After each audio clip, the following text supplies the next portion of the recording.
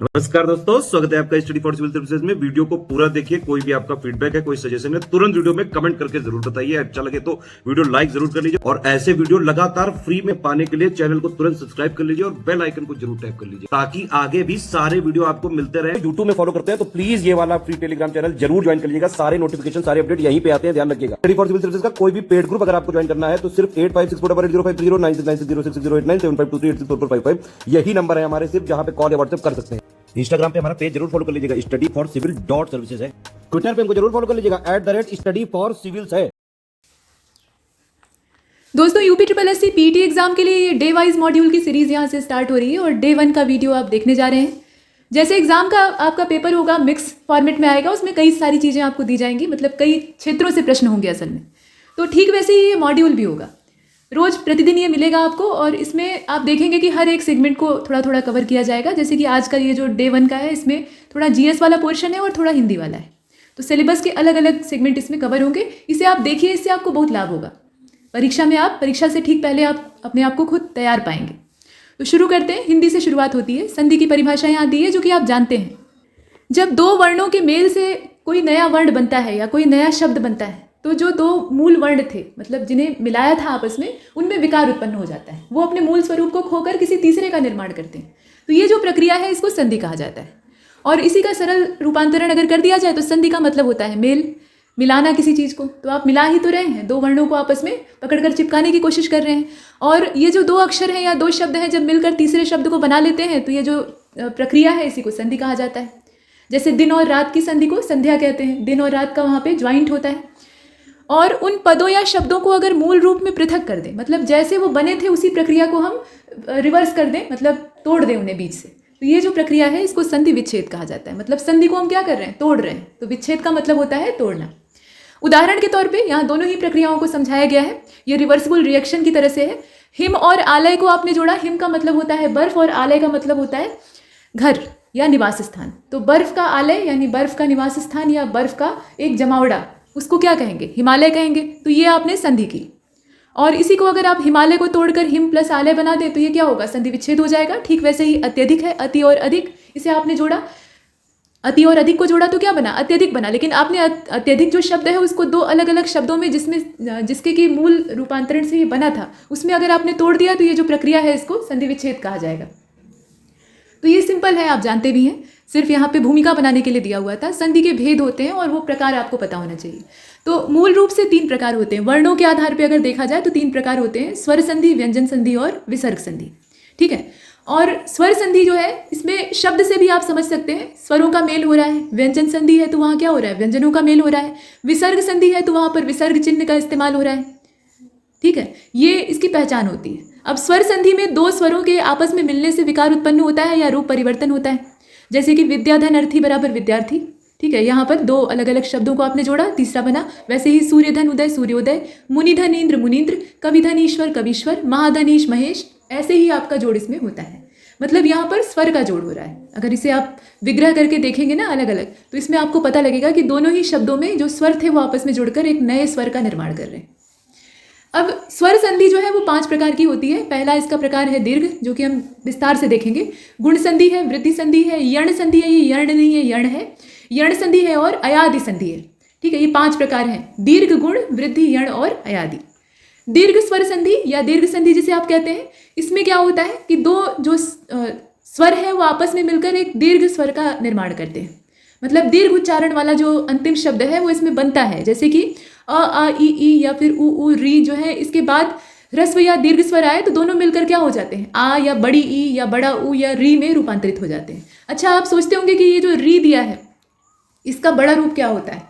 तो अभी जो हिंदी वर्णमाला में आमूलचूल परिवर्तन हुए हाल फिलहाल में, मतलब पिछले 10-20 वर्षों में, उसमें री का यही फॉर्मेट है। चाहे आप बड़ी री लिखिए चाहे छोटी री लिखिए, लिखेंगे ऐसे ही। पहले के समय की जो वर्णमाला थी उसमें री को ऐसे लिखते थे, मतलब नीचे एक ट जैसा और लटका देते थे। लेकिन अब ये वर्णमाला के प्रचलन से बाहर हो चुका है।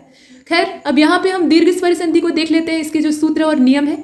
तो यहाँ पर हमने 2 वर्णों को जोड़ना शुरू किया। अ और अ को जोड़ा तो बना क्या, आ। दीर्घ उच्चारण हमेशा इसमें अंतिम रूप से होगा। दीर्घ संधि की यही पहचान है। तो इस सूत्र का अगर हम इस्तेमाल करें तो कुछ उदाहरण देखे जा सकते हैं, जैसे कि अत्र धन अभाव।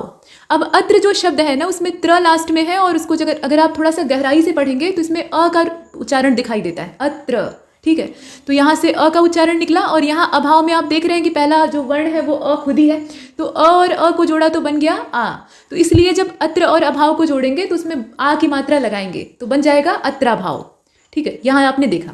इसके बाद कोण धन अर्क है, कोण।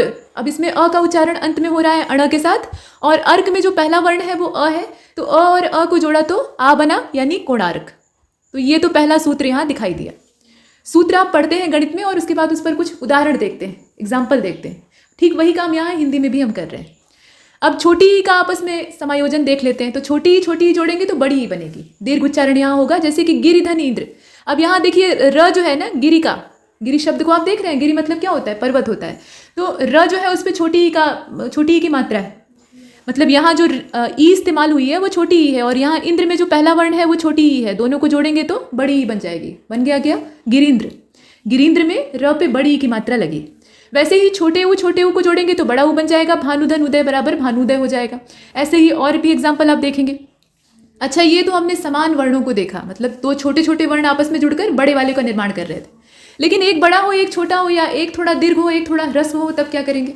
तो ऐसे में जो दीर्घ वाला है उसी का बोलबाला रहेगा, जो बड़ा और भारी होता है उसी की चलती है। तो आ और अ को जोड़ा तो बन गया आ। ठीक, आ और अ का अगर आपस में मेल हो रहा है, जैसे विद्याधन अर्थी। अब यहाँ अर्थी में जो पहला वर्ण है वो क्या है, अ है, लेकिन विद्या में द्य पर आ की मात्रा है, तो आ और अ का मेल हो रहा है तो बना विद्यार्थी। वैसे ही लज्जा धन अभाव। अब लज्जा में जो अंतिम उच्चारण हम कर रहे हैं, लज्जा, आ की मात्रा है, तो आ वर्ण है यहाँ पे, और यहाँ अभाव में पहला जो वर्ण है वो क्या है, अ है, तो आ और अ को जोड़ा तो आ बन गया, यानी लज्जा भाव बन गया। ठीक वैसे ही यहाँ पे छोटी ई और बड़ी ई को जोड़ेंगे तो फाइनली बड़ी ई बनेगी, जैसे गिरिधर ईश। गिरी और इंद्र को जोड़ा था तो वो तो गिरीन्द्र बना था। लेकिन गिरिधन ईश को अगर जोड़ेंगे तो आप देख रहे हैं कि गिरी में तो छोटी ई की मात्रा है, लेकिन ईश जो है ना उसमें बड़ी ई है, शुरुआत में क्या है, बड़ी ई है, तो इसलिए यहाँ पर गिरीश हो जाएगा। अंतिम रूप से हम बड़ी ई लगाएंगे। ठीक वैसे ही बाकी भी हैं, छोटा ऊ और बड़ा ऊ को जोड़ेंगे तो बड़ा ऊ बनेगा, जैसे कि स्वयंभू धन उदय, तो स्वयंभूदय हो जाएगा। और देख लीजिए, अ और आ को जोड़ेंगे तो भी आ होगा। बात वही है, इसमें सिर्फ उसी का रिवर्स कर दिया है, मतलब आ और अ को जोड़ें चाहे अ और आ को जोड़ें, मतलब 4 और 5 का गुणा करें या फिर 5 और 4 का गुणा करें, रिजल्टेंट हमें एक ही प्राप्त होगा। तो दोनों का नियम एक ही है, मतलब दोनों में जो अब फाइनली हमें मिल रहा है वो आ मिल रहा है, यानी अंतिम रूप से आ की मात्रा लगेगी, जैसे शिवधन आलय बराबर शिवालय। वैसे ही भोजन, यहाँ पे अ का उच्चारण हो रहा है ना, भोजन, न के साथ अ लगा हुआ है, और आलय में जो पहला वर्ण है वो आ है, तो अ और आ को जोड़ा तो भोजनालय बन गया। वैसे ही यहाँ देखिए, जैसे छोटी ई और बड़ी ई को जोड़ा तो बड़ी ई बनी थी, वैसे ही बड़ी ई और छोटी ई का अगर मिक्सचर होगा तो क्या बनेगा, बड़ी ई बनेगी। मतलब मही धन इंद्र। मही मतलब क्या होता है, पृथ्वी होता है, और इंद्र मतलब राजा। इंद्र का शाब्दिक अर्थ होता है राजा। तो मही में आप देख रहे हैं कि ह पे बड़ी ई की मात्रा है, और इंद्र में जो पहला वर्ण है वो छोटी ई है। बड़ी ई में छोटी ई जोड़ेंगे तो बड़ी ई बनेगी, यानी महींद्र हो जाएगा। और देख लीजिए, अब यहाँ छोटी री बड़ी री जैसी कोई चीज़ नहीं होती है, तो सब एक ही में रहेगा। अगर बड़ी री होती तो इसका भी 2 ग्रुप होता, लेकिन अब यहाँ देखिए छोटी री मतलब री कुल मिलाकर, तो री और री को जोड़ा तो री ही बनेगा। ये दीर्घ उच्चारण होगा, लिखे चाहे हम भले ही ऐसे, लेकिन उच्चारण हम दीर्घ करेंगे, जैसे पितृण, थोड़ा सा दबा कर करेंगे, पितृण। पितृ यहाँ पर री है, मतलब देखिए त पे जो मात्रा लगी है नीचे वाली वो किसकी मात्रा है, री की मात्रा है। तो पितृ और ऋण, ऋण में जो पहला वर्ण है वो री है, तो री और री का मेल हुआ तो री ही रहेगा, यानी पितृण हो जाएगा। और आ को जोड़ेंगे तब क्या बनेगा। ये तो हमने एक छोटा एक बड़ा देखा, या एक ह्रस्व एक दीर्घ देखा। तो आ और आ को जोड़ेंगे तो आ बनेगा, मतलब दीर्घ स्वर अगर 2 हैं और वो आपस में जुड़ रहे हैं तो उससे दीर्घ का ही निर्माण होगा, उससे लघु नहीं बनेगा। ऐसा कोई चमत्कार यहाँ पर नहीं होगा। ठीक है, तो विद्या और आलय, अब विद्या में द्य पर आ की मात्रा है, और आलय में जो पहला वर्ण है वो भी आ है, तो विद्यालय बनेगा। मतलब अंतिम रूप से जो मात्रा हम लगाएंगे वो आ की मात्रा होगी। वैसे ही महाधन आशय, अब महा में जो पहला वर्ण है वो क्या है, आ है, और आशय में जो पहला वर्ण है वो, माफ कीजिए, महा में जो दूसरा यानी अंतिम वर्ण है वो ह है, और उसके ऊपर जो मात्रा लगी है वो आ की मात्रा लगी है, तो कुल मिलाकर आ का उच्चारण हो रहा है। और आशय में जो पहला वर्ण है वो आ है, तो आ और आ को जोड़ा तो क्या बना, आ बना, मतलब अंतिम रूप से हमें आ की मात्रा लगानी है, तो बन जाएगा महाशय। महान हो जिसका आशय वो है महाशय। और वैसे ही बड़ी ई को जब जोड़ेंगे ना, मतलब 2 बड़ी ई रहेंगी, तो उनका भी जो फाइनली हमें रिजल्टेंट प्राप्त होगा, परिणामी प्राप्त होगा, वो बड़ी ई ही होगा। जैसे कि पृथ्वी धन ईश। अब पृथ्वी में व पे बड़ी ई की मात्रा है, ध्यान से देखिएगा, और ईश में जो पहला वर्ण है वो बड़ी ई साफ साफ दिख रहा है। अब बड़ी ई को बड़ी ई के साथ मिलाएंगे तो बड़ी ई ही बनेगी। ये इसमें दीर्घ संधि के अच्छे वाले नियम हैं। अब इसके बाद गुण संधि को देखिए, और गुण संधि बड़ी गुणवान है। इसके नियम ये कहते हैं कि यदि अ या आ के बाद, अ और आ के बाद या अ या आ के बाद ई या बड़ी ई आती है, मतलब छोटी ई या बड़ी ई आती है, या फिर ऊ या छोटा ऊ और बड़ा ऊ आता है, या फिर री आती है, तो दोनों मिलकर क्रमशः यहाँ ध्यान दीजिएगा, मतलब इसमें नियम क्या कहता है, अ या आ के बाद यदि ई या बड़ी ई आती है, या फिर ऊ या बड़ा ऊ आता है, या फिर री आती है, तो क्रमशः इनका जो परिणामी है वो प्राप्त होता है ए, ओ और अर। ये जो अर है ना, इसमें र के साथ ऐसे हलंत लगा होता है। इसमें क्रमशः देखकर आप परेशान मत होइएगा कि किसके साथ क्या लगाना है, उसी के लिए नीचे सूत्र दिया है। तो अ में ई जोड़ेंगे, मतलब अ और ई का अगर मेल होगा तो बनेगा ए। जैसे देखिए देव, देव में अंत में अ का उच्चारण हो रहा है, और इंद्र उसके साथ जुड़ा, इंद्र में पहला वर्ण ई है, तो अ और ई को मिलाया तो बन गया ए, यानी देवेंद्र हो जाएगा, यहाँ ए की मात्रा लगेगी। ठीक वैसे ही अ में बड़ी ई को अगर मिलाएंगे तो भी ए बनेगा। यहाँ आप देखें, देव में आपने ईश जोड़ा, बना देवेश। इसी प्रकार से अन्य नियमों को आप देखें, आ में ई जोड़ेंगे तब क्या बनेगा, तब भी ए बनेगा। यहाँ आप देख रहे हैं, ठीक है। ये आ और ई का जब मेल होगा, जैसे महाधन इंद्र, तो महा में क्या है, ह पे आ की मात्रा है, और इंद्र में छोटी ई है, तो बनेगा क्या, महेंद्र। वैसे ही अ में ऊ जोड़ेंगे तो ओ बनेगा, अ में ऊ जोड़ा तो क्या बनेगा, ओ बनेगा। ये नियम आपको याद रखना पड़ेगा, यही नियम आपको हर जगह मदद करेगा, चाहे आपको विग्रह करना हो, मतलब विच्छेद करना हो संधि का, या फिर उसे मिलाना हो। तो चंद्र में उदय जोड़ा। अब चंद्र में देखिए अंतिम जो उच्चारण है चंद्र, अ का उच्चारण हो रहा है, और उदय में जो पहला वर्ण है वो छोटा ऊ है, तो अ में छोटा ऊ जोड़ेंगे तो बनेगा ओ, यानी चंद्रोदय। अंतिम रूप से जो मात्रा लगेगी उस जगह पे जहाँ जोड़ हुआ है, जहाँ पे हमने फेविकोल लगाया था, तो वहाँ जो मात्रा लगेगी वो कौन सी लगेगी, ओ की लगेगी। वैसे ही अ में बड़ा ऊ जोड़ेंगे तो बनेगा ओ, ठीक वही रूपांतरण है। तो इसमें आप देखें समुद्रधन ऊर्मी, ऊर्मी मतलब होता है लहरें, तो समुद्र की लहरें, इसका तात्पर्य यही है। अब इसमें समुद्र अ का उच्चारण हो रहा है अंत में, और उर्मी, अब उर्मी जो है इसमें बड़ा ऊ है, तो अ में बड़ा ऊ जोड़ा तो बना ओ, परिणाम वही था, मतलब घुमा फिरा कर बात वही थी, लेकिन सूत्र आपको एग्जैक्टली पता होना चाहिए।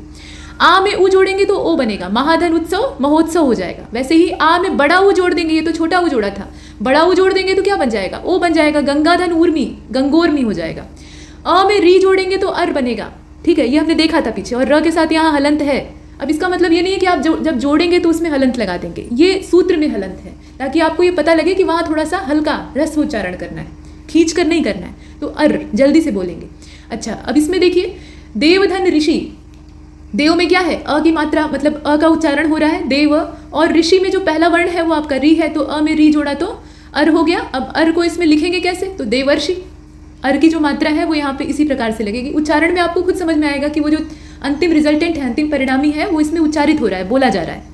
और आ और री, देखिए हिंदी जो है ना वो भाषा है, लेकिन पूरी तरह से ये एक विज्ञान है, इसमें स्वरों पर आधारित सारी चीज़ें हैं, ध्वनि पर आधारित हैं। अगर आप उच्चारण सही करते हैं, स्वर का सही से उच्चारण करते हैं, व्यंजन का सही से उच्चारण करते हैं, और उसी उच्चारण के हिसाब से लिखते और पढ़ते हैं, तो आप कभी भी मात्राओं की या किसी भी व्याकरण संबंधी गलती से बाज आ जाएंगे, मतलब नहीं करेंगे आप उसे। और महाधन ऋषि, अब यहाँ देख लीजिए आ और री को जोड़ेंगे तो भी अर आएगा। बात वही है, इसमें आ से जोड़िए चाहे अ से जोड़िए, अंतिम जो परिणाम है वो अर ही प्राप्त होना है, तो यहाँ महर्षि हो जाएगा। अब इसके बाद वृद्धि संधि को देखिए, तो वृद्धि संधि भी क्या है, स्वर संधि का ही एक प्रकार है। अब यहाँ अगर नियम हम देखें तो नियम ये कहता है कि अ या आ के बाद अगर ए या ए आ जाए, मतलब ए या ए आ जाए, ए तो ये ही है, उसके साथ ये वाला जो है ये क्या है, ए है, इसको ए पढ़ते हैं, ऐनक, तो तब क्या करेंगे, तो दोनों के स्थान में ए या ओ या अ आए तो दोनों के स्थान में अ हो जाता है। ये आपको उम्मीद है कि समझ में नहीं आया होगा, तो समझने के लिए ही यहाँ पर सूत्र दिया हुआ है। जो परिभाषा है उससे बेहतर आपको फार्मूले के द्वारा समझ में आ सकता है, और वही प्रैक्टिकल है, मतलब वहीं से आपकी काम की चीज़ें मिल जाएंगी।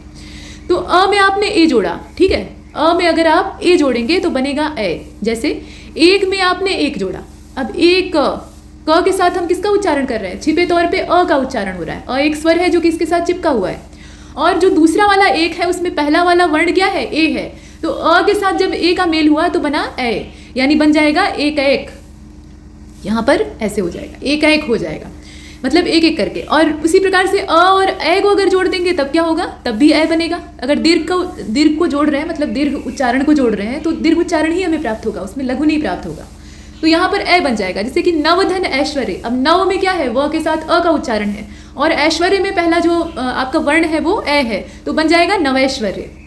ठीक वैसे ही आ में अगर ए जोड़ेंगे तो भी ए बनेगा, महाधन ऐश्वर्य, देख लीजिए इसमें महेश्वर्य हो जाएगा। वैसे ही अ में अब ओ जोड़ेंगे, यहाँ थोड़ा सा अलग है, अ में ओ जोड़ेंगे तब आपका क्या बनेगा, तब बनेगा औ।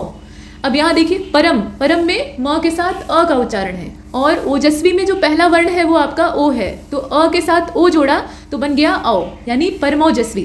ठीक है, इसी प्रकार से जो सूत्र आपका आगे वाला है उसमें ये बताया गया है कि अ में अगर आप अ जोड़ देंगे, मतलब किसी वर्ण का अंतिम जो उच्चारण हो रहा है आपका वो अ के रूप में हो रहा है और उसके साथ जो अगला वाला वर्ण आप जोड़ रहे हैं या अगला वाला शब्द जोड़ रहे हैं उसमें पहला वर्ण आपका अ है, तब क्या होगा, तो ऐसे में दीर्घ उच्चारण वाले नियम का हम पालन करेंगे, यहाँ हो जाएगा औ।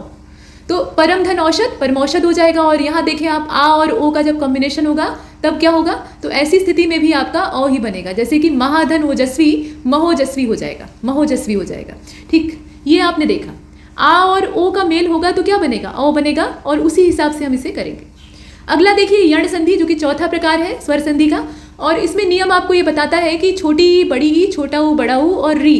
ठीक है, छोटी ई बड़ी ई छोटा ऊ बड़ा ऊ और इसके अतिरिक्त री।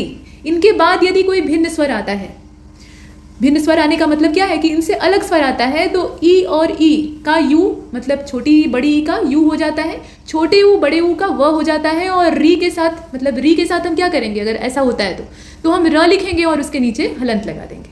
अब ये थोड़ा कम समझ में आया तो इसका जो सूत्र है उसको देखिए, उसमें बेहतर समझ में आएगा। उदाहरण के साथ दिया है, अगर हम ई के साथ अ को जोड़ते हैं तो हमें य प्राप्त होता है। थोड़ा सा नियम यहाँ उलझे जरूर है, लेकिन अगर आप अभ्यास करते हैं तो इन चीज़ों को आप पकड़ सकते हैं। तो ई के साथ अब अगर आप अ का जोड़ करते हैं तो आपको य प्राप्त होता है। उदाहरण के तौर पे आप देखें, यदि में अगर आपने अपि जोड़ा तो बना यद्यपि। यदि में द के ऊपर किस चीज़ की मात्रा है, छोटी ई की मात्रा है, यानी अंतिम रूप से हम उच्चारण कर रहे हैं छोटी ई का, और जो अगला वाला आपका शब्द है उसमें पहला वर्ण आपका अ है, तो छोटी ई के साथ आपने अ जोड़ा तो बना। यहाँ किस हिसाब से नियम काम करेगा, मतलब दोनों को जोड़ा तो क्या बनेगा, यह बन जाएगा। तो यहाँ आप देखिए यद्यपि हो गया।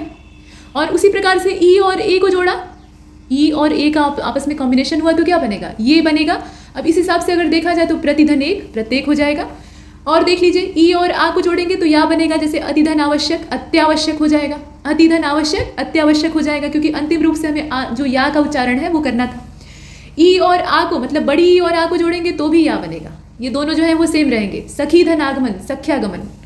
और देख लीजिए ई धन उ बराबर यू और य पे छोटे की मात्रा, जैसे कि अति धन उत्तम। अब देखिए अति में त पे छोटी की मात्रा है और उत्तम में छोटा ऊ शुरुआत में है, तो छोटी ई और छोटा ऊ मिलकर बन गए य पे छोटे ऊ की मात्रा यानी यू, तो अति उत्तम हो जाएगा। वैसे ही यहाँ देखिए अब बड़े ऊ के साथ कॉम्बिनेशन होगा तो क्या बनेगा, जैसे यहाँ पर छोटे ऊ के साथ मिलाप हुआ था तो ये यू बन गया था, वैसे ही यहाँ पे यू हो जाएगा, मतलब य पे बड़े ऊ की मात्रा हो जाएगी। तो वी धन ऊह, वी और ऊह को जोड़ेंगे आपस में तो क्या क्या बनेगा, इसमें व्यूह बन जाएगा, व्यूह। इसके बाद देखिए बड़ी ई और ए, तो इसको अगर आप जोड़ेंगे तो यह हो जाएगा देवी धन ऐश्वर्य। ठीक, इसको आप जोड़कर बताइएगा ये क्या बनेगा, यह हो जाएगा ना, तो देवैश्वर्य हो जाएगा। मतलब यह का जो उच्चारण है वो यहाँ बनेगा, जो कि लिखा नहीं है, कोई बात नहीं। अब इसके बाद आप इधर वाले सूत्र को देखें तो इसमें छोटे ऊ और अ का अगर आप कॉम्बिनेशन करते हैं तो वह प्राप्त होगा अनुधन अ, यानी अन्वय हो जाएगा। ऊ धन आ बराबर वाह हो जाएगा। यहाँ आप देख रहे हैं इसका उदाहरण, तो सुधन आगत। ठीक है, छोटा ऊ और आ आपस में जुड़ेंगे तो क्या बनेगा, वाह बनेगा, तो सुधन आगत स्वागत हो जाएगा उसी नियम के हिसाब से। ठीक, ऐसे ही छोटा ऊ और बड़ी ई को अगर आप मिलाएंगे तो वी बनेगा, जैसे अनुधन ईक्षण, यहाँ आप देख रहे हैं। ठीक है, अनुधन ईक्षण, यहाँ पे वीक्षण नहीं होगा, ईक्षण होगा। तो बड़ी ई थी और यहाँ पे अनु, न पे छोटे ऊ की मात्रा थी, तो छोटे ऊ और बड़ी ई को जोड़ा तो क्या बन गया, वी बन गया, और उसी हिसाब से ये हो गया अनुवीक्षण। इसके बाद छोटे ऊ और आ को जोड़ेंगे तो बनेगा वाह, जैसे कि वधूधन आगमन। अब इसमें जब इसे जोड़ेंगे तो वध्वागमन हो जाएगा। और देख लीजिए छोटे ऊ और ए को जोड़ेंगे, यहाँ नियम जो कह रहा है, मतलब सूत्र जो आपको बता रहा है उसके हिसाब से छोटे ऊ और ए को जोड़ेंगे तो बनेगा वे, मतलब उच्चारण किसका होगा, वे का उच्चारण होगा। जैसे कि अनुधन एषण, पीछे आपने अनुधन ईक्षण देखा था, यहाँ अनुधन एषण है। ठीक है, तो अन्वेषण हो जाएगा। छोटे ऊ और ए को जोड़ेंगे तो वह बनेगा। यहाँ देखिए बड़े ऊ और ए को जोड़ेंगे, माफ करिएगा, जो बड़ा ऊ और ए है उसका कॉम्बिनेशन करेंगे तो वह बनेगा वधूधन ऐश्वर्य। अब वधु में ध पे किसकी मात्रा है, बड़े ऊ की मात्रा है, और ऐश्वर्य में ए है ही है शुरुआत में वर्ण, तो बड़े ऊ का ए के साथ मिलाप हुआ तो बनेगा वह, यानी वध्वैश्वर्य हो जाएगा। वैसे ही और भी हैं, देखिए यहाँ री और अ को जोड़ेंगे तो र बनेगा, री और अ को जोड़ेंगे तो र का उच्चारण होगा, जैसे कि पितृधन अनुमति, पितृनुमति। और देख लीजिए यहाँ नीचे दे दिया है पितृनुमति, आप इस प्रकार से लिख सकते हैं। और देख लीजिए री और आ, री और आ को जोड़ेंगे तो रा बन जाएगा, जैसे मातृधन आनंद मात्रानंद हो जाएगा, और मातृधन आज्ञा मात्राज्ञा हो जाएगा। तो जोड़ना आपके लिए आसान हो जाएगा, बस सूत्र को दिमाग में रखना पड़ेगा। और यहाँ री और छोटी ई को जोड़ेंगे तो र पे छोटी की मात्रा यानी री हो जाएगा। तो इस हिसाब से अगर देखा जाए तो मातृधन इच्छा, मातृ में जो त है उस पर री की मात्रा है, और इच्छा में जो पहली ई आप देख रहे हैं वो छोटी ई है, दोनों को आपस में मिलाया तो मातृच्छा हो जाएगा। अब नीचे एक तालिका और बनी है, इसको जरा देख लीजिए। इसमें आपको एक साथ इकट्ठा करके वही चीज़ बता दी गई है जो ऊपर हमने उदाहरण के साथ देखी थी, मतलब एग्जाम्पल के साथ हमने जो देखा है उसी को यहाँ एक साथ आपको सूत्र के रूप में दे दिया, जैसे फार्मूला एक साथ सर्व समीकाओं का दे देता है ना, ठीक वैसे ही। अब पांचवा और अंतिम जो स्वर संधि का प्रकार है वो है अयादि संधि, और अयादि संधि के कुछ नियम जो यहाँ दिए हैं आप देखें। इसमें ज़्यादा नियम है नहीं, ये अच्छी बात है, लेकिन जो नियम है वो थोड़े टेढ़े हैं, उन्हें देखने की आवश्यकता है। जैसे कि ए और ओ, ठीक है, ए और ओ, इसके बाद अगर कोई भिन्न स्वर आता है, कोई भी भिन्न स्वर मतलब इनके अलावा कोई स्वर आता है, तो ए का ए हो जाता है, ए का आय हो जाता है, और ओ का अव हो जाता है, जबकि ओ अगर है तो उसका आओ हो जाएगा। ये थोड़ा सुनने में कठिन लग सकता है, लेकिन इसे आपको दिमाग में रखना पड़ेगा। यहाँ एग्जाम्पल बता दिया है। एग्जाम्पल का मतलब यह है कि सूत्र सीधा दे दिया है। जैसे आप देखें ए और अ को जोड़ेंगे तो ए बनेगा, मतलब य के साथ ऐसे हलंत रहेगा। वैसे ही ए और ई को जोड़ेंगे तो आई बनेगा, ठीक है, आई बनेगा। और ओ और छोटी ई को जोड़ेंगे तो अव बन जाएगा। व में भी ध्यान दीजिएगा, लास्ट में हलंत रहेगा, यानी हल्का ह्रस्व उच्चारण उसका करेंगे। ए का अ के साथ कॉम्बिनेशन होगा तो आय हो जाएगा, ओ का अ के साथ कॉम्बिनेशन होगा तो अव हो जाएगा, ओ का बड़ी ई के साथ कॉम्बिनेशन होगा, ओ जो है उसका बड़ी ई के साथ कॉम्बिनेशन होगा तो अभी बन जाएगा, ठीक है। यहाँ जो उच्चारण है उसके हिसाब से अभी बन जाएगा। और देख लीजिए ओ का अगर ई के साथ कॉम्बिनेशन होगा, मतलब ओ को अगर हम ई के साथ मिलाएंगे तो ये बन जाएगा आवी, और ओ को अगर हम अ के साथ मिलाएंगे तो बन जाएगा आओ, और ओ को अगर छोटे ऊ के साथ मिला लेंगे तो बन जाएगा आवू। तो इसमें आप जो तालिका बनी है उसी को बहुत ध्यान से देख लीजिए, उससे आपका काम हो जाएगा। इसके बाद आप कॉम्बिनेशन ऑफ कॉन्सोनेंट यानी व्यंजन संधि को देख लेते हैं। तो व्यंजन से स्वर का अगर मेल हो या व्यंजन से अगर व्यंजन का मेल हो, मतलब दोनों हो सकता है, व्यंजन के साथ स्वर का मेल हो सकता है, व्यंजन के साथ व्यंजन का मेल हो सकता है, तो इस प्रकार से जो विकार उत्पन्न होता है उसको कहते हैं व्यंजन संधि। और कुछ नियम इसके हैं, नियम हर संधि में रहते हैं, हर व्याकरण के हिस्से में होते हैं। तो नियम आपको ये बताता है कि यदि म वर्ण के साथ, यहाँ आप देखें म वर्ण के बाद क से म तक, ठीक है, म वर्ण के बाद क से म तक का कोई भी वर्ण हो, और म का अनुस्वार, म जो है उसका अनुस्वार अथवा बाद वाले वर्ग का पांचवा वर्ण वहां पर दिखाई देता है। तो ये तो परिभाषा है। और उसी के साथ आपको एक नियम बताया गया है कि म वर्ण के बाद क से म तक का कोई भी वर्ण हो तो म का अनुस्वार अथवा बाद वाले वर्ग का पांचवा वर्ण हो जाता है। ये जो पंचमाक्षर का नियम है ना वो यहाँ लगता है। अब जैसे उदाहरण के तौर पे देखिए, सम और कल्प को आपने जोड़ा तो बन गया संकल्प। ऐसे नहीं लिखेंगे, इसको लिखने का तरीका पहले ऐसे ही लिखते थे, पुरानी जो वर्णमाला का तरीका था और हिंदी वर्तनी का तरीका था उसमें ऐसे ही लिखते थे। बहुत सारे वर्णों और मात्राओं में परिवर्तन हुआ है, तो अभी फिलहाल ऐसे लिखते हैं संकल्प। और सम और गत को जोड़ेंगे तो बन जाएगा संगत। यहाँ आप देख रहे हैं ना कि दो जो वर्ण हैं वो आपस में मिल रहे हैं। और यहाँ आप देखें सम और पूर्ण को जोड़ा गया है तो बना संपूर्ण। संपूर्ण को लिखने का दोनों तरीका है, आप ऐसे भी लिख सकते हैं, ऐसे भी लिख सकते हैं, लेकिन ज़्यादातर आप इस रूप में इसे देखते हैं। आगे बढ़ते हैं। अब यहाँ पर आपको वर्णों का परिचय दिया है। वर्णों के परिचय से तात्पर्य यह है कि मुंह के किस हिस्से से या गले के किस हिस्से से हम इन वर्णों का उच्चारण करते हैं। अभी आपको बताया ना कि हिंदी वैज्ञानिक भाषा है, इसमें सारा जो खेल है वो ध्वनि विज्ञान पे यानी जो साउंड सिस्टम है उसी पर आधारित है। और जो साउंड एनर्जी होती है उसी के आधार पे हम शब्दों का उच्चारण करते हैं और ये शब्द अलग अलग रूपों में हमें सुनाई देते हैं। तो कंठ से उच्चारित होने वाले जो वर्ण हैं उन्हें आप जानिए, तालु से उच्चारित होने वाले जो वर्ण हैं उन्हें जानिए, जो मूर्धा से उच्चारित होते हैं मतलब मूर्धा के सहयोग से उच्चारित होते हैं। मूल काम तो जीभ का होता है, जीभ जहाँ जहाँ जाकर लगती है या जहाँ से स्वर का मूल स्फुटन होता है वो इसका स्रोत कहा जाता है। तो मूर्धन्य कुछ होते हैं, कुछ ओष्ठ्य होते हैं, देख लेते हैं इसे। देखिए कंठ जो है उसमें क है, ख है, ग और घ, इसके अलावा ड है। ठीक, ये जो है ये कैसे हैं, ये कंठ हैं और ये ड नहीं है, असल में अंग है। ठीक है, और देख लीजिए तालव्य। तो तालव्य में च छ ज झ इया है, ये जो वर्ण है इसे आप पहचानते हैं, इया, जो कि बहुत कम ही इस्तेमाल होता है। ये सब तालु से उच्चारित होते हैं, मतलब आपकी जीभ जो है ना वो आपके तालु से चिपकेगी जब आप इनका उच्चारण करेंगे। जैसे च, बिना तालु के सहयोग के आप इसे नहीं उच्चारित कर सकते हैं, जीभ भले ही हिलती रहे।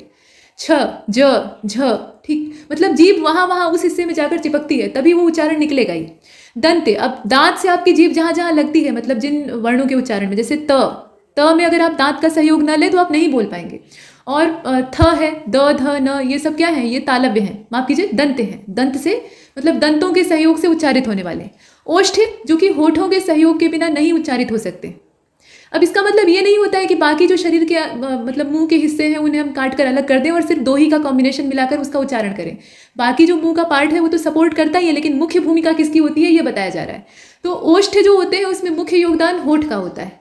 जो हवा है ना वो होठ से होकर बाहर आती है और उसी हिसाब से उच्चारित होता है। जैसे ए, होठ को आप फैला रहे हैं, इसके लिए विशेष आकृति बना रहे हैं। फ के लिए अगर आपके होठ जो है वो थोड़े से पकड़ लिए जाएं तो क्या आप फ बोल पाएंगे? नहीं बोल पाएंगे। वैसे ही ब, भ, म, इन सब के लिए आपको होठों की आवश्यकता होती है। तो ये ओष्ठ है। और मूर्धन्य, मूर्धा जानते हैं क्या होता है? जो आपके मुंह का ऊपरी हिस्सा है, आप देखते होंगे ना आपकी जो ऊपर की तालू है वो अंदर की ओर थोड़ी सी धंसी हुई है, मतलब एक कटोरी नुमा ऊपर शेप बना हुआ है, वो जबड़े की डिजाइन होती है। तो जो कटोरी जैसा शेप होता है उसी को कहते हैं मूर्धा। और वहाँ से जब जीभ लगती है या वहाँ के सहयोग से ध्वनि निकलती है तो ऐसे जो वर्ण होते हैं उनको मूर्धन्य कहा जाता है। जैसे आप श पढ़ते हैं ना तो एक ठे ये वाला श होता है और एक ये वाला होता है, तो इसको आप कहते हैं तालव्य श, इसको कहते हैं मूर्धन्य श। तो मूर्धन्य श जो है वो मूर्धा के सहयोग के बिना उच्चारित नहीं हो सकता है। अगर आप इसको मूर्धा के सहयोग के बिना उच्चारित कर रहे हैं तो इसका उच्चारण आप गलत कर रहे हैं। तो मूर्धन्य कौन कौन से वर्ण होते हैं? इसमें ट है, ठ है, ड, ढ, अण, ड़, ढ, इस प्रकार के जो उच्चारण होते हैं, मतलब कठोर शब्द होते हैं, वो इसमें आते हैं। अब यहाँ ये बताया गया कि क, च, ट, त, प के बाद यदि न या म आता है तो ये क्रमशः क के साथ, देखिए इसमें हलंत लगा है, उसको ध्यान दीजिएगा। क, च, ट, त, प अपने वर्ण के पंचम वर्ण में बदल जाता है, मतलब अपना जो वर्णमाक्षर है उसके पंचम वर्ण में इसका कन्वर्जन हो जाएगा। जैसे कि वाग्धनमय, अब इसमें क्या हो जाएगा? ये वांगमय हो जाएगा। वैसे ही जगतधननाथ जगन्नाथ हो जाएगा। षटधनमार्ग षडमार्ग हो जाएगा। देखिए इसमें ट जो है वो क्या हो रहा है? पंचमाक्षर वाले नियम के हिसाब से अपने ही वर्ण के, अपने ही वर्ग के, माफ कीजिए, जैसे क वर्ग है, ख वर्ग है, त वर्ग है, ट वर्ग है, तो इस हिसाब से वो अपने ही वर्ग के पांचवें वर्ण में तब्दील हो जा रहा है और कुछ नहीं हो रहा है उसके साथ। तो यहाँ इसीलिए ये मत सोचिएगा कि ये अड़ा कहाँ से आ गया, ये वो पंचमाक्षर वाला नियम यहाँ काम कर रहा है। वैसे ही षटधनमास षडमास हो जाएगा। अपधनमय, अब यहाँ पे ये अममय हो जाएगा। वैसे ही उत्धन्नति उन्नति हो जाएगा। अब त को हमने न में कन्वर्ट कर दिया। अब यहाँ फिर एक बार कंठे तालु और मूर्धा वाला दे दिया है, तो इसे आपने पीछे देखा था, फिर दोबारा देखने की आवश्यकता नहीं है। इसके साथ आप उदाहरण वाला देख लीजिए। कुछ नियम और व्यंजन संधि के दे रखे हैं, जैसे कि क, च, ट, त, प के बाद किसी वर्ग का अगर तृतीय या चतुर्थ वर्ण आता है, किसी भी वर्ग का अगर तृतीय या चतुर्थ वर्ण आता है, या य, र, ल, व के बाद कोई स्वर आ जाता है, अगर ऐसा भी होता है तो क, च, ट, त, प के स्थान पे अपने ही वर्ण का, माफ कीजिए अपने ही वर्ग का, वर्ण नहीं वर्ग, तो अपने ही वर्ग का तीसरा वर्ण हो जाता है, मतलब जो था उसका तीसरा वाला हो जाएगा। जैसे दिग्धन गज, दिग मतलब दिशा और गज मतलब हाथी, तो ये आपस में जोड़ेंगे बनेगा क्या? दिग्गज। तो आपने क को जोड़ा है तो क तो इसमें से गायब हो गया, यहाँ ग कैसे आ गया? तो वो तीसरा वर्ण जो आना चाहिए था वही आ गया है। क वर्ग को ध्यान से देखिए, क, ख, ग, तीसरे नंबर पे कौन है? ग है, तो ग आना चाहिए नियम के हिसाब से। अगर आप नियम जानते हैं तो बहुत ही आप आराम से कर सकते हैं इस चीज को। षटधन दर्शन, यहाँ षट दर्शन हो जाएगा। ट की जगह पे क्या आ गया? ड आ गया, तीसरा वर्ण। वैसे ही ततधन रूप तद्रूप हो जाएगा। त, थ, द, तीसरा वर्ण क्या है? द है।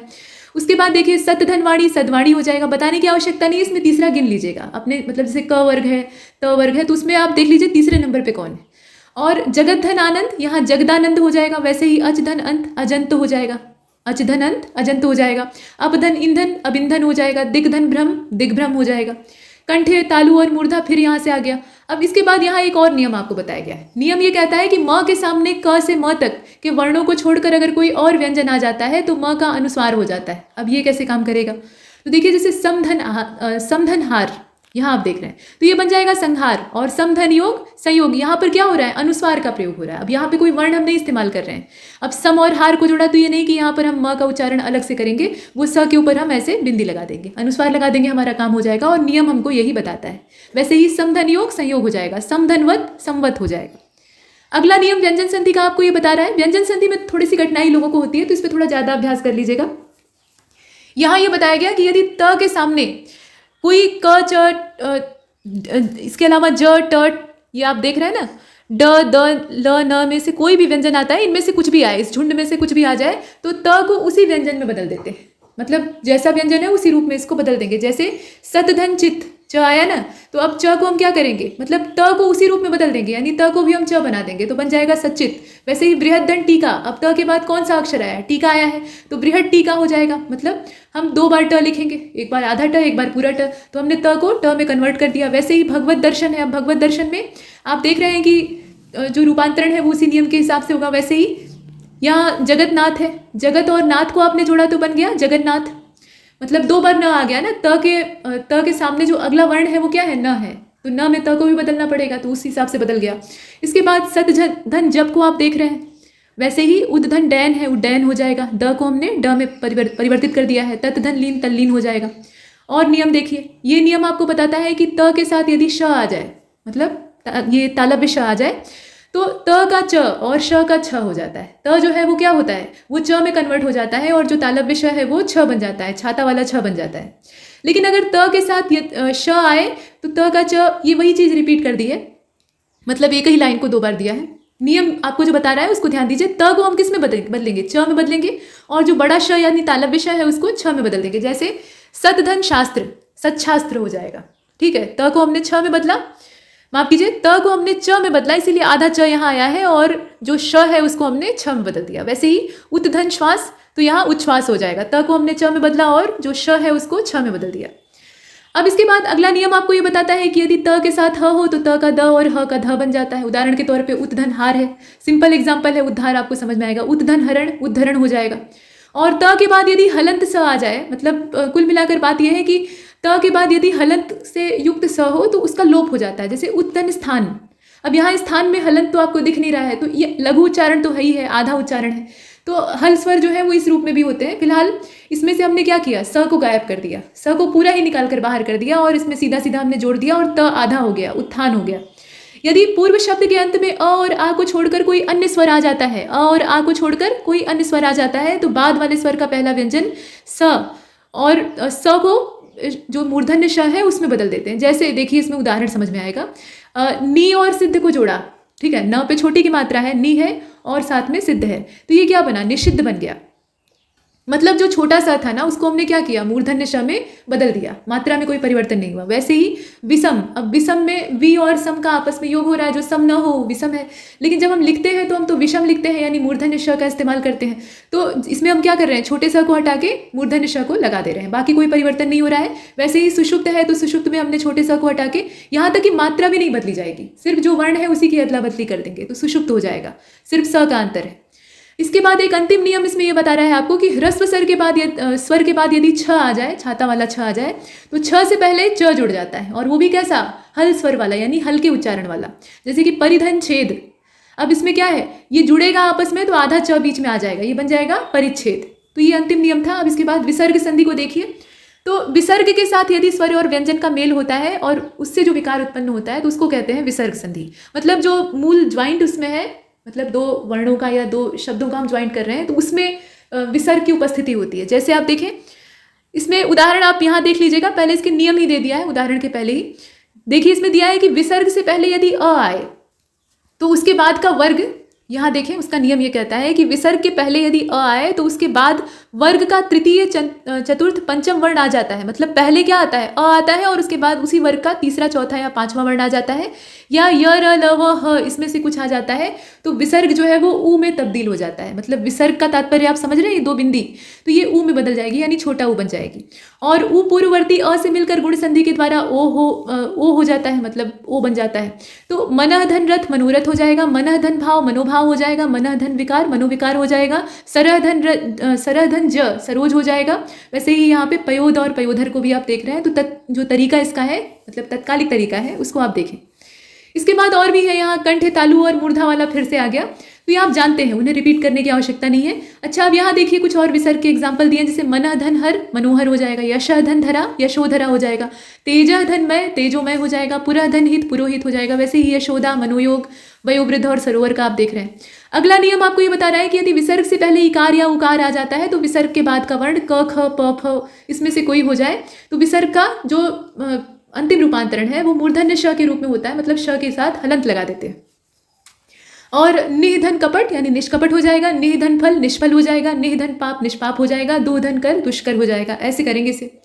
यदि विसर्ग से पहले या विसर्ग के पहले अ हो और फिर उसके बाद जो क ख प फ में से कोई भी वर्ण उसमें आ जाता है, मतलब उसके बाद इन वर्णों में से किसी का भी इस्तेमाल हो जाता है, तो विसर्ग को हटाते ही नहीं। अगर ऐसा होता है तो हम विसर्ग नहीं हटाएंगे। जैसे प्रातः धन काल, क आया ना यहाँ पे, काल में क्या है, पहला वर्ण आपका क है और त के साथ आपका विसर्ग लगा है, तो इसको हम लिखेंगे भी वैसे ही, प्रातः काल मिला देंगे आपस में, लेकिन विसर्ग नहीं हटाएंगे। वैसे ही पयः धन पान, अब इसमें क तो नहीं आया लेकिन प आया, तो कोई बात नहीं, हम विसर्ग नहीं हटाएंगे, तो पयः पान हो जाएगा। अब अगला नियम आपको कह रहा है कि यदि ई और ऊ के बाद विसर्ग आता है, मतलब छोटी ई और छोटे ऊ के बाद विसर्ग आता है, तो विसर्ग को तो देखेंगे ही, और उसके बाद यदि र आ जाता है तो उस कंडीशन में क्या करेंगे, ई और ऊ का बड़ी ई और बड़ा ऊ हो जाता है, मतलब इसमें बड़ी की मात्रा लग जाती है और विसर्ग को वहाँ से गायब कर देते हैं। जैसे निह धन रव, अब निह न पे क्या है, यहाँ पे विसर्ग है, और रव र आया है, तो अब क्या करेंगे, इसमें से हम जो विसर्ग है उसको हटा देंगे और न पे बड़ी की मात्रा लगा देंगे, क्योंकि पहले क्या था, ये छोटी की मात्रा थी, बड़ी में कन्वर्ट कर दिए तो नीरव हो गया। वैसे ही निह धन रस नीरस हो जाएगा, निह धन रोग निरोग हो जाएगा, निरोग हो जाएगा, ध्यान दीजिएगा, और दुह धन राज दुराज हो जाएगा। अगला नियम क्या कहता है, अगला नियम आपको बता रहा है कि विसर्ग के पहले अ और आ को छोड़कर कोई दूसरा स्वर आता है तो विसर्ग के बाद कोई स्वर हो, मतलब कोई भी स्वर हो, तो किसी वर्ग का तृतीय चतुर्थ या पंचम वर्ण भी आ जाता है, मतलब कोई स्वर आ रहा है या फिर कोई वर्ण आ जा रहा है, तो वर्ण में कंडीशन यह है कि वो वर्ग का तीसरा चौथा या पांचवा वर्ण ही होना चाहिए। तो ऐसी स्थिति में, या इसके साथ एक और कंडीशन दी है, मतलब इसमें कई सारी कंडीशन है। पहली चीज़ तो ये है कि अ और आ को छोड़कर कोई दूसरा स्वर आता है और विसर्ग के बाद कोई स्वर आ जाए, या फिर विसर्ग के बाद कोई वर्ग का तीसरा चौथा पांचवा वर्ण आ जाए, या ऐसा भी नहीं हो रहा है तो ऐसा हो जाए कि य र ल व ह में से कुछ आ जाए, तब हम क्या करेंगे, तो विसर्ग के स्थान पे हम र के साथ हलंत लगाकर उसे छोड़ देंगे। जैसे कि निधन उपाय, तो ये निरुपाय हो जाएगा, ठीक। वैसे ही निधन जल निर्जल हो जाएगा, दुधन गंध दुर्गंध हो जाएगा, निधन विकार निर्विकार हो जाएगा, दुनीति ये दुनीति हो जाएगा, मतलब दुर्नीति हो जाएगा। यहाँ पे आपने क्या किया, र को लगाया है ना, मतलब र के साथ हलंत है तो वो उड़ंतु र के तौर पे दिखाई दे रहा है। वैसे ही निधन झर निर्झर हो जाएगा, निधन धन निर्धन हो जाएगा। इसमें आप जितने भी नियम हैं, मतलब जितने भी नियम हैं उनके पर्याप्त मात्रा में उदाहरण देख पा रहे हैं। साथ में एक और नियम दिया हुआ है, इसे देखिए।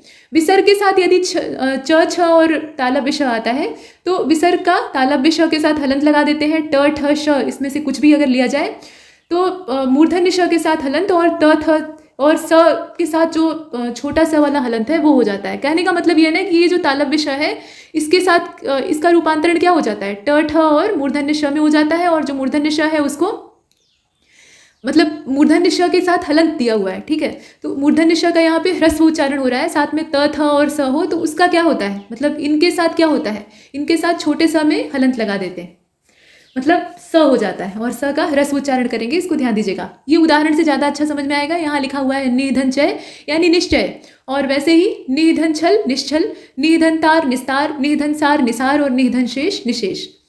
एक अंतिम नियम इस संधि में बच गया है, उसके बाद हम थोड़ा सा इतिहास पढ़ेंगे।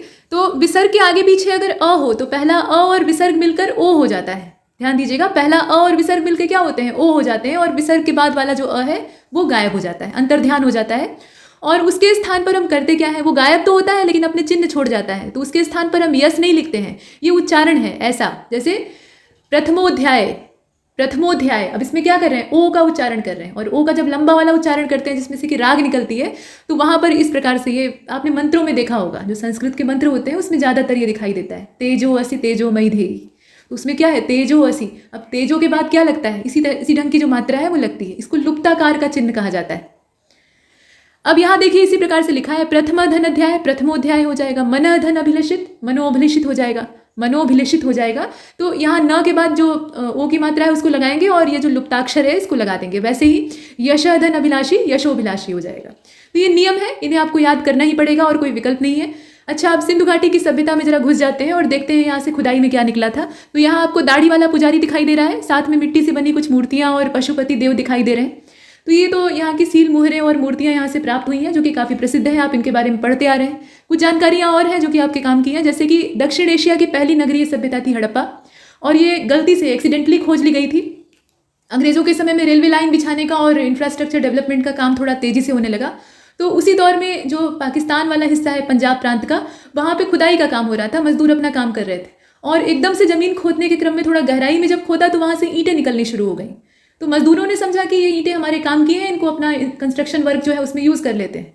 लेकिन बाद में पता लगा कि वो तो एक सभ्यता की कुछ एक कमरे से निकलने वाली कुछ ईंटें थी और उन मजदूरों ने मूर्खता में ही पूरा एक कमरा बर्बाद कर दिया था। तो अंत में जब वहाँ पे सर्वे होता है, बाकायदा खोद और खुदाई की जाती है, तो हड़प्पा सभ्यता निकलकर सामने आती है। हड़प्पा में ही सबसे पहले इसको पहली बार खोजा गया था, मतलब वहीं से जानकारी प्राप्त हुई थी, इसीलिए इसका नाम हड़प्पा सभ्यता है। बाकी सिंधु नदी से संबंधित है तो सिंधु घाटी सभ्यता है। तो ये पहली नगरीय सभ्यता थी और इसकी खोज मतलब हड़प्पा की खोज 1921 में दयाराम साहनी के द्वारा की गई थी। सर्वे का काम इन्होंने किया था और वही बताया गया है कि हड़प्पा से ये सबसे पहले पता लगी थी। और सैंधव सभ्यता इसको क्यों कहा गया, क्योंकि सिंधु नदी और उसकी सहायक नदियों के तंत्र से ये घिरी हुई थी। जॉन मार्शल ने, जो कि एक अंग्रेज पुरातत्वविद थे और जानकार व्यक्ति थे, तो उन्होंने अपनी किताब, और किताब का नाम याद रखिएगा, किताब का नाम है Mohenjodaro and the Indus valley civilisation, इसमें सुझाव दिया था कि भविष्य में अगर सिंधु घाटी सभ्यता से बाहर भी कोई स्थान मिलता है, ठीक है, मतलब सिंधु घाटी सभ्यता का जो अभी का तय दायरा है उससे बाहर अगर कोई स्थान मिलता है तो हमें कहना चाहिए कि ये पूरे भारतवर्ष की सभ्यता थी, ये भारतीय सभ्यता थी और ये कोई अतिशयोक्ति नहीं। मार्टिमर व्हीलर की पुस्तक है civilisation of Indus valley and beyond, तो इसमें ये जो सभ्यता है इसे सिंधु सभ्यता के नाम से ही पुकारा गया है। AR मुगल ने इस सभ्यता के लिए बृहत्तर सिंधु सभ्यता का नाम सुझाया है, बड़ी सिंधु सभ्यता। पहले क्या था कि ये सिंधु घाटी क्षेत्र तक ही सीमित थी, लेकिन बाद में इसके जो पुरातत्व स्थल है वो और स्थानों पर भी मिलने चालू हो जाते हैं। विशेष रूप से जब विभाजन हो जाता है भारत और पाकिस्तान का, तो होता यह है कि जो बड़े बड़े मेन स्थल थे वो तो पाकिस्तान के हिस्से में चले गए, हमारे पास बहुत कम रह गए। तो हमने हड़बड़ा कर खोजना शुरू किया, तो हमें पता लगा कि सिर्फ वहीं तक सीमित नहीं था, इसके स्थान तो और भी भारतवर्ष में चारों ओर बिखरे हुए। ये ठीक है कि पश्चिमोत्तर हिस्सा है वहाँ ज़्यादा केंद्रित थी, लेकिन इसका बिखराव पूरे भारतवर्ष में था, तो वही चीज़ है। और सभ्यता अगर देखें तो ये मिस्र और मेसोपोटामिया की सभ्यताओं के ही समकालीन थी और उनसे हमारी जो सिंधु घाटी सभ्यता है उसके संबंध भी थे, व्यावसायिक संबंध। हड़प्पा सभ्यता को कांस्य युगीन सभ्यता भी कहा जाता है, ब्रॉन्ज एज की कहा जाता है, क्योंकि कांसा का मतलब एक धातु से है, ये मेटल है जो कि टिन और तांबे को मिलाकर बनता है, मिश्र धातु है, और कांसे का प्रयोग यहाँ पर हुआ था, तो कांसे के प्रयोग की वजह से इसको कांस्य युगीन कहा जाता है। और ये पहली नगरीय क्रांति थी, नगर बसाकर इसमें लोग रहते थे। देखिए, कोई गांव बसता है और गांव जब डेवलप हो जाता है तो वो कस्बा और बाद में नगर बन जाता है, तो इसका भी यही क्रम था। और सैंधव सभ्यता का सबसे ज़्यादा संकेंद्रण सरस्वती नदी की जो घाटी थी, मतलब घग्गर हाकरा नदी के किनारे पाया जाता है, और इसे सरस्वती सभ्यता या सिंधु सभ्यता भी कहा जाता है। अब मनुस्मृति का जो स्मृति ग्रंथ है उनसे हम जरा सा यहाँ संदर्भ लेंगे, तो मनुस्मृति में दृश्यद्वती और सरस्वती ये दो नदियों के नाम है, तो इनके बीच का जो क्षेत्र है उसको ब्रह्मवर्त कहा गया था। और दृश्यद्वती की पहचान हकरा नदी या हकेरा नदी जो राजस्थान की है उसके तौर पे की गई। और बनावली की अगर बात की जाए, यहाँ पॉइंट्स में दिया है, कोई भी जानकारी एक दूसरे से लिंक हो या आवश्यक नहीं है, एक क्षेत्र से संबंधित है। तो बनावली में निम्नतम जमाव प्राक हड़प्पा ग्राम्य संस्कृति से संबंधित है। जो नगरीय सभ्यता थी वो ज़्यादातर पश्चिमोत्तर वाले हिस्से में ही केंद्रित थी। बाकी भारतवर्ष में जो बिखरी हुई सभ्यताओं के, मतलब सिंधु सभ्यता के अवशेष हमें प्राप्त हुए हैं, वो अभी डेवलप हो रहे थे। जो मेन इसका केंद्र था वो तो हड़प्पा और मोहनजोदड़ो ही था, वो तो आप देखकर भी ऐसे भी समझ सकते हैं। लेकिन जो इसका फैलाव था उसमें बाहर का जो एरिया था वो गाँव का था, मतलब वहाँ अभी गाँव थे जो कि अभी विकसित होने के दौर में थे। तो ग्राम्य संस्कृति से इनका संबंध है। आगे बढ़ते हैं। देखिए, आमरी संस्कृति, सोथी संस्कृति, कोटदीजी संस्कृति, ये सब प्राक हड़प्पाई संस्कृतियां हैं, मतलब हड़प्पा सभ्यता का ये शुरुआती चरण है, यहीं से शुरुआत हुई थी और उसके बाद वो अपने चरम बिंदु तक पहुंचती है। भारत के पुरातात्विक स्थल का उत्तर से दक्षिण तक उनके स्थानों के क्रम में अगर उन्हें लगाएं, ये उत्तर से दक्षिण वाला बहुत तेज पूछा जाता है, इनको ध्यान दीजिएगा। तो उत्तर से अगर हम पढ़ें तो सबसे उत्तर में बुर्जहोम है, उसके बाद भीमबेटका मध्य प्रदेश वाला, फिर पिकली हल है और अंत में अतिरमपक्कम है। ये अतिरामपक्कम नहीं है, अतिरमपक्कम है। और हड़प्पा सभ्यता का स्थल मांडी भारत के उत्तर प्रदेश में स्थित है। मांडी जो है ना, ये ध्यान दीजिएगा, ये यूपी में है, तो आप यूपी का ही एग्जाम दे रहे हैं तो इसमें पूछा जा सकता है, लोकेशन पूछी जा सकती है। इसके अलावा पादरी, कुंतासी, भिर्राना, ये सब जो है ये आदि हड़प्पा युगीन पुरा स्थल है, मतलब शुरुआती दौर के हैं एकदम। झूकर संस्कृति, ये संस्कृति, इसका भी संबंध हड़प्पा सभ्यता से ही है, ये चनहुदड़ों से प्राप्त हुई है, जहाँ से मन के बनाने के कारखाने प्राप्त हुए थे। और आमरी संस्कृति, ये पाकिस्तान का जो सिंध प्रांत है वहाँ पर विकसित हुई थी। अब यहाँ 3 क्रमिक चरण दर्शाए गए हैं जो कि हड़प्पा या सैंधव सभ्यता को आपको दिखाते हैं। तो आरंभिक या प्राक हड़प्पा सभ्यता ये 3200 से लेकर 2600 ईसा पूर्व इतने समय तक रहती है। मतलब आप समझ लीजिए, जो ईसवी सन शुरू हुआ था, ईसा मसीह के जन्म से वो स्टार्टिंग हुई थी, तो उससे ये कितनी पुरानी, यानी हम कितने पुराने हैं, हमारी सभ्यता कितनी पुरानी। तो आरंभिक या प्राक हड़प्पा सभ्यता ये 3200 साल, मतलब 200 ईसा पूर्व का जो समय है वहाँ से चली आ रही, और ये चली आई फिर 2600 ईसा पूर्व तक। जो ईसा पूर्व वाला समय है वो आगे की ओर चलता है, मतलब उल्टा चलता है, ये कहना सही रहेगा। तो नगरीय जीवन की ये बीजारोपण का समय था, मतलब गांव अब डेवलप हो रहे थे, गांव के रूप में वो विकसित हो चुके थे, अब उनका जो रुख था वो शहरीकरण की ओर था, तो नगर के रूप में वो विकसित हो रहे थे। बीच का जो समय है वो परिपक्व हड़प्पा का समय है, मतलब विकसित होते होते ये अपनी चरम जो विकास अवस्था है उसमें पहुंच गए, और चरम अवस्था के बाद विकास नहीं होता है, तब विनाश होना शुरू हो जाता है, और हड़प्पा सभ्यता के साथ भी वही होता है। तो परिपक्व समय, जो परिपक्वता का इसका काल है, वो 2600 से लेकर 1900 यानी 2600 से लेकर 1900 ईसा पूर्व तक ये रहा। मतलब इस टाइम रेंज में, जो कि बहुत थोड़ा सा छोटा सा समय अंतराल है एक सभ्यता को देखते हुए, बहुत जल्दी ही ये पतन की शिकार हो गई। इसीलिए लोगों को संदेह होता है कि बाढ़ आई होगी, आर्यों का आक्रमण हो गया होगा, या कोई बाहरी हमला हो गया होगा जिसकी वजह से ये तबाह हो गए, तो कारण कुछ रहा होगा। अब इसमें देखें 2600 से लेकर 1900 ईसा पूर्व ये परिपक्वता का समय था, और ये विकसित हड़प्पा सभ्यता का अस्तित्व मात्र 700 वर्षों का था, बहुत छोटा सा समय था। उत्तर हड़प्पा काल थोड़ा लंबा है, ये 1900 से लेकर 1300 तक चलता है, और ये नगरोत्तर अवस्था है, मतलब पतन हो गया था, जो खंडहर और अवशेष बचे थे उन्हीं पर काम हो रहा था। अब इंपॉर्टेंट फैक्ट देख लेते हैं, कुछ वन लाइनर फैक्ट हैं जो कि परीक्षाओं में पूछे जाते हैं, जैसे कि हड़प्पीय राजनैतिक संरचना पर सबसे पहले सैद्धांतिक प्रकाश स्टुअर्ट पिगट के द्वारा डाला गया था, मतलब थ्योरेटिकल तरीके से इन्होंने ही देखा था, और यह अत्यंत केंद्रीय साम्राज्य था जो कि पुरोहित के द्वारा संचालित होता था। हड़प्पा तथा मोहनजोदड़ो 2 राजधानियां थीं, और हड़प्पा में 6 धान्य कोष्ठ थे, मतलब अन्नागार थे, अनाज रखने के भंडार थे, अनाज भंडारण के तरीके इन लोगों को पता थे। मेसोपोटामिया में शामिल क्षेत्रों को वर्तमान में पूर्वी सीरिया, दक्षिण पूर्वी तुर्की और इराक का अधिकांश भाग देखा जाता है, मतलब तत्काल में अगर देखें तो इन देशों में ये फैले हुए हैं। और मेसोपोटामिया में अकेडियन भाषा, यहाँ आप देखें इसमें भाषा कौन सी है, अकेडियन भाषा ने सुमेरियन भाषा को प्रतिस्थापित कर दिया। पहले वहाँ पे सुमेरियाई लिपि चलती थी, भाषा चलती थी, लिपि इसकी कीलाक्षर थी, वो आप जानते हैं, तो उसकी जगह पे अकेडियन भाषा आ जाती है। और कालीबंगा में जो चबूतरे प्राप्त हुए हैं वो मिट्टी की ईंटों से बने हैं, ये एक अलग तथ्य है। चबूतरा बना हुआ पाया गया है, और वो मिट्टी की ईंटों से, मतलब मिट्टी का सांचा, मिट्टी की कुछ सांचों में भर के ईंटों का आकार दिया गया और उससे बनाया गया। हड़प्पा सभ्यता के मोहनजोदड़ो से प्राप्त एक सील पर 3 मुख वाले देवता का चित्र मिलता है, जो कि है पशुपति भगवान शिव, मतलब ऐसा माना जाता है कि वो भगवान शिव का प्रतिरूप हो सकता है, और उनके चारों ओर जंगली जीव घिरे हुए हैं जो कि उन्हें प्रेम पूर्वक देख रहे हैं। तो हाथी, गैंडा, चीता और भैंसा यहाँ पे विराजमान है। जो जंतु है उनका भी कभी कभी उल्लेख पूछ लिया जाता है, उन्हें आप देखिएगा।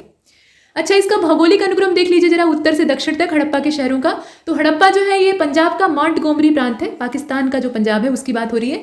उसके बाद हम कालीबंगा को देखेंगे, कालीबंगा आपका राजस्थान में है। मोहनजोदड़ो आपका सिंध का जो, मतलब सिंध प्रांत का जो लड़काना जिला है वहाँ पर स्थित है, और लोथल आपका गुजरात में है। तो ये उत्तर से दक्षिण का क्रम है। और मणि निर्माण यानी मनके बनाने के जो कारखाने थे वो लोथल और चनहुदड़ो के लोगों का प्रमुख व्यवसाय हुआ करता था, मतलब कारखाने ये लोग लगाते थे, और यहाँ पर जो बीड्स मेकिंग का काम है वो होता था। इसके साथ आप देखें हड़प्पा के लोगों की आयात करने की जो अत्यंत प्रमुख वस्तु थी वो कीमती रत्न ही हुआ करते थे। इसके अलावा जो धातुएं थी उनका भी ये आयात किया करते थे। अब देखिए, सिंधु नदी के तट पर लड़काना जिले में मोहनजोदड़ो की खुदाई संपन्न हुई थी, और लोथल हड़प्पा कालीन स्थल का बंदरगाह हुआ करता था, ये पोर्ट सिटी हुआ करता था। सिंधु घाटी के लोगों को पासे के खेल की भी जानकारी थी, जुआ और पासा। पासे से बहुत सारे खेल खेले जाते हैं, सिर्फ जुआ ही नहीं होता है, तो पासे वाले खेल ये खेला करते थे। और कालीबंगा में ऊँटों की अस्थियां प्राप्त हुई हैं, तो इन्हें ऊँटों के बारे में भी जानकारी थी, मतलब ऊँट इस जमाने में भी हुआ करते थे, लोग इनसे परिचित थे। कालीबंगा से 7 अग्निकुंडों के साक्ष्य प्राप्त हुए, और धौलावीरा जो है वहां से जल संचयन तथा प्रबंधन का विशिष्ट साक्ष्य प्राप्त हुआ है। अब यहाँ पर मॉर्टिमर व्हीलर का कुछ जिक्र किया जा रहा है, तो इनका उल्लेख क्यों किया गया? इन्होंने सबसे पहले भारत पर आर्यों के आक्रमण का सिद्धांत प्रतिपादित किया, और यहीं से लोगों के दिमाग में ये शंका गई कि बाहर से कहीं से आर्य सभ्यता जो है वो भारतवर्ष में अतिक्रमण करती है और हड़प्पा सभ्यता को कुचल देती है। तो पतन का कुछ न कुछ कारण रहा होगा, उसमें से ये भी एक हो सकता है। अगर हम बनावली को देखें, बनावली एक स्थल है और ये हरियाणा के हिसार जिले में स्थित है। देखिए, अभी जो हड़प्पा कालीन स्थल है ना, उसमें से जो भारतवर्ष में स्थित है उन पर ज़्यादा प्रश्न बनते हैं, क्योंकि जो हमारे पास है हम चर्चा उसी की ज़्यादा करेंगे। तो बनावली ये हरियाणा में है, हिसार जिले में है, और 1973-74 में यानी काफ़ी बाद में R.S. बिष्ट के द्वारा इस स्थल का उत्खनन करवाया गया, और यहाँ से हमें प्राप्त हुई मातृदेवी की प्रतिमा, जो कि इससे पहले भी कुछ स्थानों से प्राप्त हो चुकी थी, और ये मिट्टी की आकृति थी। इसके अलावा खिलौने के तौर पे गढ़ा हुआ हल, और असल में वो बच्चों को खेलने के लिए नहीं दिया जाता था, वो यंत्रों का मॉडल तैयार किया जाता था। मतलब कृषि यंत्र जो होते थे उनका मिट्टी का पहले एक रफ छोटा मॉडल तैयार करते थे, उसको देखते थे कि वो कितना वैज्ञानिक और व्यवहारिक है, उसके बाद उसी के हिसाब से बड़े मॉडल बनाते थे। तो ऐसा वो खिलौने वाला हल प्राप्त हुआ। इसके अलावा पक्की मिट्टी से बने हुए हल का एक प्रतिरूप भी बनावली से प्राप्त हुआ है। मतलब लोग पहले ब्लूप्रिंट तैयार करके तभी काम करते थे, इससे ये चीज़ें पता लगती है। काले रंग की आकृतियों से चित्रित लाल मृदभांड, ये हड़प्पा सभ्यता की विशेषता है। मतलब उनका जो बैकग्राउंड होता था वो लाल रंग का होता था, उस पर काले रंग का पेंट होता था, मतलब काले रंग से चित्रांकन किया जाता था। तो ये विशेषता है। जैसे कि धूसर मृदभांड किस सभ्यता की विशेषता है, या लाल मृदभांड कहाँ की विशेषता है, ये पूछा जाता है। भारत की स्वतंत्रता प्राप्ति के पश्चात हड़प्पा सभ्यता के सर्वाधिक पुरास्थलों का उत्खनन गुजरात में किया गया है, सबसे ज़्यादा। और हरियाणा के बनावली से पक्की मिट्टी से बनी हुई जो हल की प्रतिमाएं हैं, मतलब हल की जो आकृतियां हैं वो पाई गई हैं। याद रखिएगा, ये खेलने के उद्देश्य से नहीं बनाया गया था, ये सिर्फ ये आजमाने के उद्देश्य से बनाया गया था कि ऐसा प्रयोग सफल हो सकता है कि नहीं। मोहनजोदड़ो से कुबड़ वाले बैल की आकृति वाली मोहरें, मतलब जो देसी बैल होता है उसकी आकृति वाली जो मोहरें हैं वो प्राप्त हुई हैं, जिसके गले के ऊपर मतलब पीठ पर बड़ा सा डील होता है। और सिंधु सभ्यता की मोहरों पर सर्वाधिक अंकन एक श्रृंगी पशु का है, मतलब जिसके सिर्फ एक सींग है। और उसके बाद कुबड़ वाला बैल जो है उसका भी सबसे ज़्यादा अंकन किया गया है। तो एक सींग वाले पशु का, जो कि क्या है एग्जैक्टली ये किसी को नहीं पता चल सका है, क्योंकि आकृतियाँ इतनी स्पष्ट नहीं है, सब अंदाजा ही है। और कुबड़ वाले बैल का अंकन प्राप्त हुआ है। अच्छा, लोथल और कालीबंगा यहाँ से अग्निकुंड भी प्राप्त हुए। साथ में सिंधु सभ्यता की जो लिपि की बात करें तो ये भावचित्रात्मक है, बाउंस्ट्रोफिडन लिपि है। और कैसी है? भावचित्रात्मक है, इसमें भावनाओं की प्रधानता है। तो भावनाओं में ये होता है ना कि अब हर व्यक्ति के देखने का दृष्टिकोण, नजरिया अपना अपना होता है, तो भावनाएं भी उसी हिसाब से चलती हैं। तो इसलिए इसमें स्थिरता नहीं है। लिपि को अगर सही तरीके से पढ़ा जा सकता तो चीज़ें स्पष्ट मालूम होती, लेकिन यहाँ पर पढ़ना संभव नहीं हो पाया। सिंधु सभ्यता के वासियों ने नगरों और घरों के विन्यास के लिए ग्रिड प्रणाली को अपनाया था। नगर निर्माण इनका काफी उन्नत था। और सिंधु सभ्यता के घरों की खिड़कियां और दरवाजे मुख्य सड़क की ओर नहीं खुलते थे, ये खुलते थे गली में, मेन रोड पर नहीं खुलते थे, ठीक है, गली में खुलते थे। और लोथल एकमात्र ऐसा नगर था जिसमें कि मुख्य सड़क की ओर दरवाजे खुलते थे। लेकिन ज़्यादातर जो घनी बसावट वाले नगर थे उसमें जैसे मोहल्ले होते हैं, कॉलोनी होती है, अपार्टमेंट होते हैं, उस टाइप का यहाँ पे निर्माण किया गया था। सिंधु सभ्यता वासी मातृदेवी को उर्वरता की देवी मानते थे और इनकी पूजा सिंधु सभ्यता में काफी प्रचलित थी, मतलब धरती का ये स्वरूप थी मातृदेवी। कालीबंगा का मतलब क्या होता है? कालीबंगा जो शब्द है, बंगा मतलब होता है बंगन यानी कंगन, मतलब चूड़ियां, और काली मतलब काला, मतलब रंग काला, तो काले रंग की चूड़ियां। और कालीबंगा एकमात्र ऐसा हड़प्पा स्थल है जिसका कि निचला शहर भी दीवार से घिरा हुआ है। वजह क्या हो सकती है? दीवार घेरने का तात्पर्य क्या होता है कि आप सुरक्षा चाहते हैं, तो निश्चित रूप से यहाँ पर बाहरी आक्रमणों या बाहरी जो आक्रांतता है उसका डर रहा होगा लोगों के मन में, इसलिए इन्होंने दुर्ग बनाए। सिंधु सभ्यता के लेन देन के लिए, मतलब इसमें चूंकि आयात निर्यात होता था तो कैसे होता था, उसमें कुछ न कुछ बदले में दिया जाता होगा। तो लेन देन के लिए पैसा रुपया नहीं बल्कि वस्तु विनिमय होता था, जो कि भारत में बाद तक काफी समय तक प्रचलित रहता है, मतलब अनाज के बदले सामान लेना और इस तरह की चीजें। तो वस्तु विनिमय प्रणाली प्रचलित थी। और मृतकों के संदर्भ में पूर्ण समाधिकरण, आंशिक समाधिकरण और दाह संस्कार, ये तीनों ही प्रचलित थे।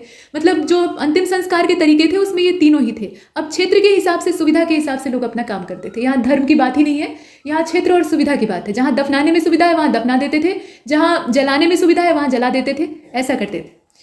अब यहाँ देखिए नीचे सारणी बनी है और इसमें विकास के जो चरण हैं वो आपको क्रमबद्ध दर्शाए गए हैं। काम देंगे, इसमें डेट पूछी जाती है। तो 19वीं शताब्दी यानी 1875 की अगर बात करें तो अलेक्जेंडर कनिंघम ये अपनी रिपोर्ट पेश करते हैं जिसमें कि हड़प्पाई मुहर के बारे में अच्छी खासी जानकारियां और सर्वे दिया गया था। अंग्रेजों को इस मामले में धन्यवाद देना चाहिए क्योंकि उन्होंने इस सभ्यता को समझने और जानने में हमें काफ़ी सहयोग किया। 1921 का समय था, 20वीं शताब्दी शुरू हो गई थी और 1921 का समय चल रहा था। माधव स्वरूप वत्स के द्वारा हड़प्पा में उत्खनन का काम शुरू किया जाता है। पहले तो यही नहीं पता रहता है कि वहाँ नीचे कुछ दबा है, और बाद में जब नगर की और सभ्यता की अवस्थिति का वहाँ पे संकेत मिलता है लोगों को, तो खुदाई का काम शुरू होता है। वहाँ पे निर्माण कार्य रोक दिया जाता है।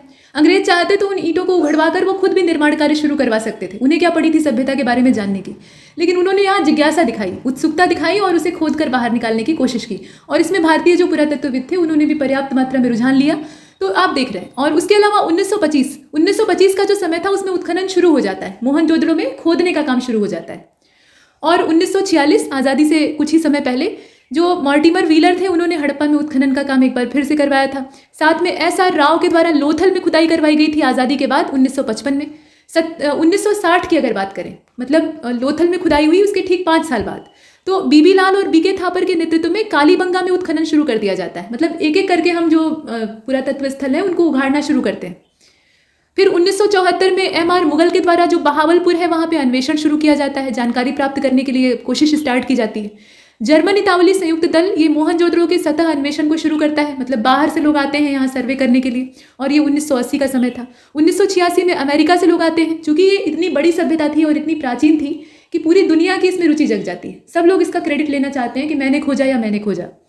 और देखिए 1990 का समय, RS बिष्ट के द्वारा धौलावीरा में उत्खनन का काम शुरू करवाया जाता है। तो ये क्रम है, एक क्रम से हम लोग खोदते रहते हैं और हमें चीज़ें मालूम होती रहती हैं और अभी भी मालूम हो रही। तो दोस्तों यहाँ तक हम इस मॉड्यूल को क्लोज करते हैं। और अभी हड़प्पा सभ्यता से संबंधित बहुत सारी जानकारियां हैं जो कि आपको अगले डे 2 के मॉड्यूल में मिलेंगी। साथ में हिंदी पर भी हम डिस्कशन करेंगे और सब्जेक्ट जो आपके हैं, मतलब सिलेबस के बाकी सेगमेंट हैं, उन पर भी चर्चा करेंगे। इसमें इतना ही, और तब तक के लिए नमस्कार।